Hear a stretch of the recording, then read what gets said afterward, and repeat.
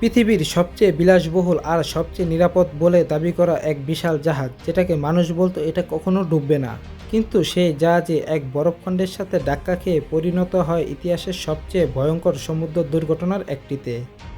1900 সালের দিকে সমুদ্রের পথে যাত্রী পরিবহনের তীব্র প্রতিযোগিতা, তাই হোয়াইট স্টার লাইন কোম্পানি এমন এক জাহাজ বানাতে চাইল যা হবে পৃথিবীর সবচেয়ে বড় ও বিলাসবহুল। এই স্বপ্ন থেকেই জন্ম নেয় আরএমএস টাইটানিক জাহাজটি। তৈরি করা হয় উত্তর আয়ারল্যান্ডের বেলফাস্ট শহরে। নির্মাণ কাজ শুরু হয় 1909 সালে এবং হাজার হাজার শ্রমিক দিনরাত কাজ করে এটিকে তৈরি করে। টাইটানিক ছিল প্রায় 882 ফুট লম্বা, অর্থাৎ কয়েকটি ফুটবল মাঠের সমান। তখনকার সময়ে সবচেয়ে বড় যাত্রীবাহী জাহাজগুলোর একটি ছিল টাইটানিক। টাইটানিক শুধু জাহাজ ছিল না, এটা ছিল ভাসমান রাজপ্রাসাদ। এখানে ছিল বিলাসবহুল ক্যাবিন, বড় dining hall, library, swimming pool, gym, দামি রেস্টুরেন্ট। জাহাজে প্রায় 2200-রও বেশি যাত্রী ছিল।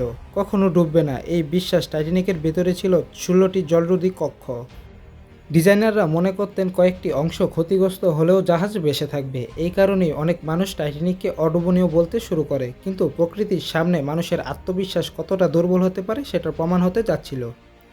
10ই এপ্রিল 1912 সালে টাইটানিক ইংল্যান্ডের বন্দর থেকে নিউ ইয়র্কের উদ্দেশ্যে রওনা দেয়। পথে এটি ফ্রান্স ও আয়ারল্যান্ডে থামে, তারপর উত্তর আটলান্টিকের পথে যাত্রা শুরু করে। সব কিছু স্বাভাবিক ছিল, মানুষ গান গাইছিল, নাচছিল, ভবিষ্যতের স্বপ্ন দেখছিল। কেউ জানতো না আর কয়েক ঘন্টা পর সব বদলে যাবে। 14ই এপ্রিল 1912 সালের রাত। উত্তর আটলান্টিক ছিল অস্বাভাবিক শান্ত। রাত প্রায় 11টা 40 মিনিট। পাহারাদার সামনে বিশাল এক বরফখণ্ড দেখতে পায়। সঙ্গে সঙ্গে জাহাজ ঘোরানোর চেষ্টা করা হয়, কিন্তু তখন অনেক দেরি হয়ে গেছে। টাইটানিক বরফখণ্ডের সাথে ধাক্কা খায়। অনেকেই প্রথম বড় কোনো বিপদ টের পাননি, কারণ ধাক্কা খুব বেশি শব্দ করেনি, কিন্তু জাহাজের নিচে ভয়ঙ্কর ক্ষতি হয়ে গেছে।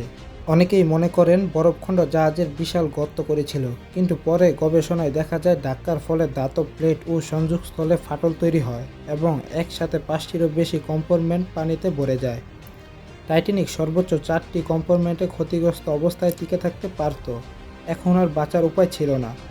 সবচেয়ে বড় ভুলগুলোর একটি ছিল জাহাজে পর্যাপ্ত পরিমাণ লাইফবোট না থাকা। টাইটানিকে ছিল মাত্র 20টি লাইফবোট, যেগুলো সব মিলে প্রায় অর্ধেক মানুষের জায়গা দিতে পারত। অনেক লাইফবোট আবার পুরো ভর্তি না করেই নামানো হয়।